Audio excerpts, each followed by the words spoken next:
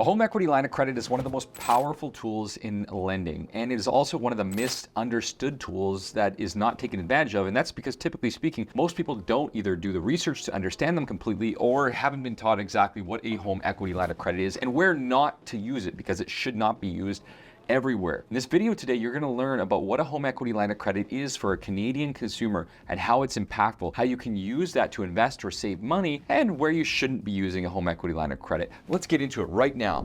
All right, ready? My name is Alex McFadyen here. Welcome to the channel. Make sure to hit that like and subscribe if you find value from this video here today. Let's get into it. A home equity line of credit. We're talking about this here today because it is such an important and impactful tool. Let's start off with some of the basics that you really need to know and understand about a home equity line of credit. First and foremost, in Canada, you can borrow up to 65% of the value of a property as calculated based on the today value from an appraiser on your actual property itself for a line of credit. Now you can combine a home equity line of credit and a mortgage up to 80% of the property value, but for today's conversation, the maximum amount you can carry in simply a line of credit is 65%. A home equity line of credit is also a revolving loan. You can pay it off at any time and it is open, which means essentially that the line of credit itself can be paid down without any prepayment penalties like a typical closed mortgage term. In addition to that, with a home equity line of credit, it is based on prime. So like a variable rate mortgage, your actual interest rate will go up or down based on what's happening in the current marketplace when the Bank of Canada decides to make adjustments to their overnight lending rate.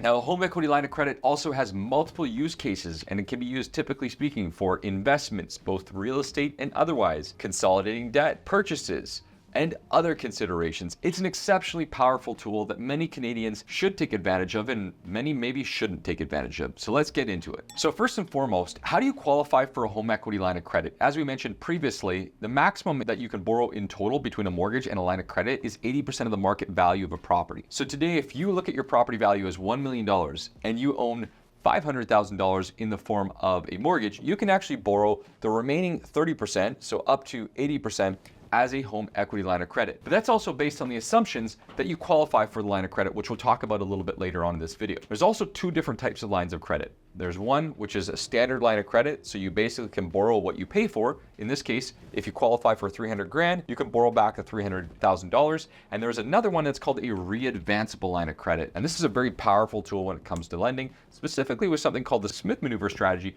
which allows you to write off interest on your own primary residence. A Readvanceable Line of Credit essentially allows you to pay off the principal of your mortgage. So every single month when you're making a mortgage payment, you're paying off a portion of interest and a portion of principal. As you're paying off the principal mortgage payment, it actually opens up room in that line of credit so that you can actually borrow back more as you pay it down. This is a very powerful tool and must be set up from the beginning, and there are only certain lenders and banks that offer these programs. Now, before I go much further, a Readvanceable Line of Credit is a tool that you should definitely be looking at and comparing between the different lending institutions because they're not all the same, and we have access to some that are better than others, and we explain it to our clients. So why is a line of credit even powerful? Well, a home equity line of credit is powerful for a few reasons when compared to a typical line of credit. First and foremost, the overall interest rate, typically speaking, for a home equity line of credit is lower than an unsecured line of credit. Because it's secured to your property, a lender is willing to offer you lower interest rates, typically in the range of prime plus 0.5 to prime plus 1.5 on average for a standard home equity line of credit, whereas an unsecured line of credit could be seen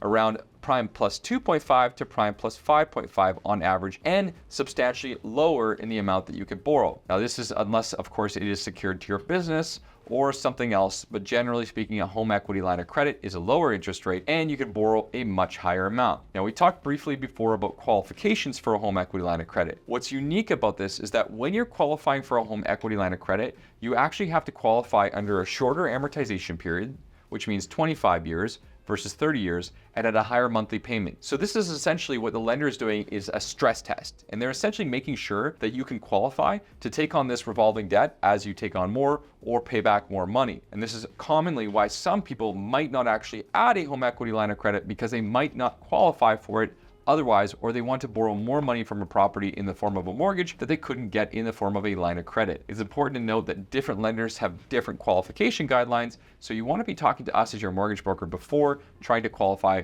to take on one of these programs. Now, one of the most common use cases in Canada for a home equity line of credit is actually investments, specifically to buy another property. In many situations, our clients reach out because they're looking to buy an investment property or a second home to either reside in or have for a vacation or family member. And because of the flexibility of a home equity line of credit, it can commonly make sense to use this to buy that second piece of real estate. Now, the rules and restrictions around these programs are that you must be able to qualify for that second property while maintaining the debt on your current mortgage and your line of credit. But assuming that's the case, you can actually leverage to use your home equity line of credit for up to 35% of the total value of that new home. In some situations, even more. In fact, we've seen situations where people have used their line of credit to buy a second property completely outright and not have to put a mortgage on that home. We're not suggesting that's the right or the wrong way to do it because it depends on your personal situation, but at the end of the day, it is an option that you can consider. Well, one of the benefits for that is that if you are setting up a financial strategy that you require flexibility with, the line of credit, as we mentioned before, allows you to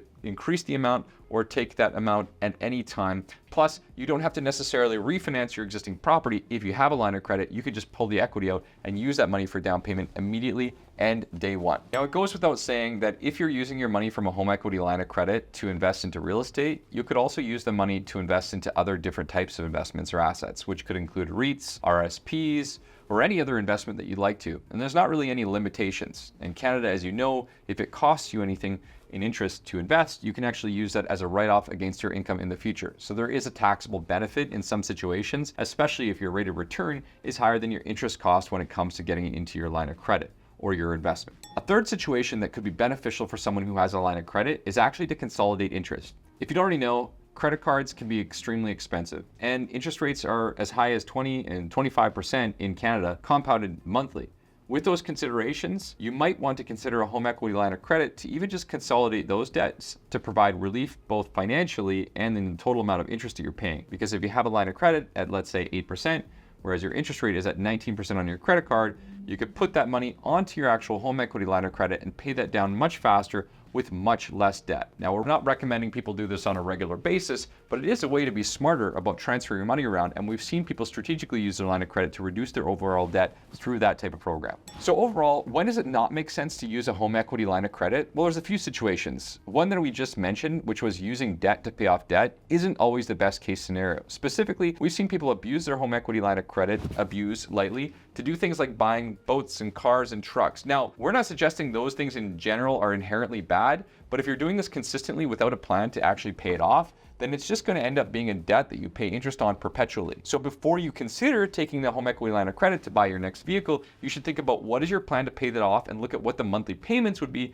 to pay that off beforehand, so you know exactly what you're getting yourself into. Additionally speaking, a home equity line of credit shouldn't be looked at as an immediate rate of return on investments. If you are spending that money from a home equity line of credit and investing into something, make sure you A, have an exit strategy, and B, you understand exactly what you're going to do if this investment doesn't pan out, so you're not just left with unnecessary debt. All in all, a home equity line of credit can also be a negative product if set up the wrong way on the wrong type of property, because it can cost you more money to discharge this actual product from your mortgage itself. Really, at the end of the day, there's a lot more positives and wins on use case scenarios when you consider the pros and the cons of a home equity line of credit. And we think that most people should look at this as part of their financial strategy, especially if they want to consider deeper strategies such as the Smith maneuver or just investing using real estate as a whole. If this is something, if you're interested in it and you want to find out more about getting a home equity line of credit, we have access to the best in the country. Make sure to send me a DM or click the link below so we can set you up with a call and find out which product is right for you.